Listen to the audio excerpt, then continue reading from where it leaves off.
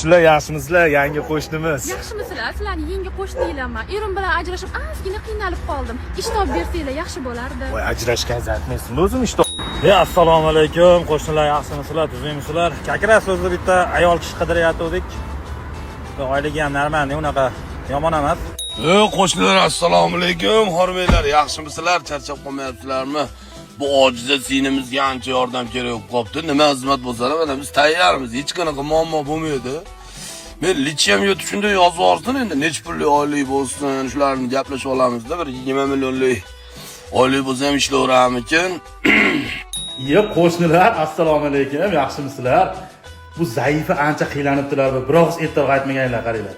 Ish bormi? 6 millionmi, 7 millionmi ish qilib beramiz. Faqat o'zimiz kelishib olamiz. Nomerini berib qo'ysangiz bo'ldi, ha. Qo'shnilar, xormanglar.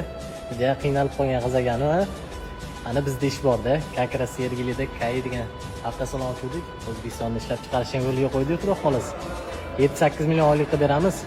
Agar zo'r ishlasa, KAI X7 ni sovg'a qo'raveramiz, qo'shnilar. Chiqib bu gruppada ayollar yo'qmidi? Avvallar gruppasiga tashlab yubormaylar, yana qo'shnilar. Bunaqa g'amxo'r qo'shnilarim bor deb o'ylamadim. Yomon ham g'amxo'r ekansizlar, Mahallani fondiga pul yig'amiz desa hech kim yozmaydi. Bunaqada yozasizlar, ha? Qo'shnilar.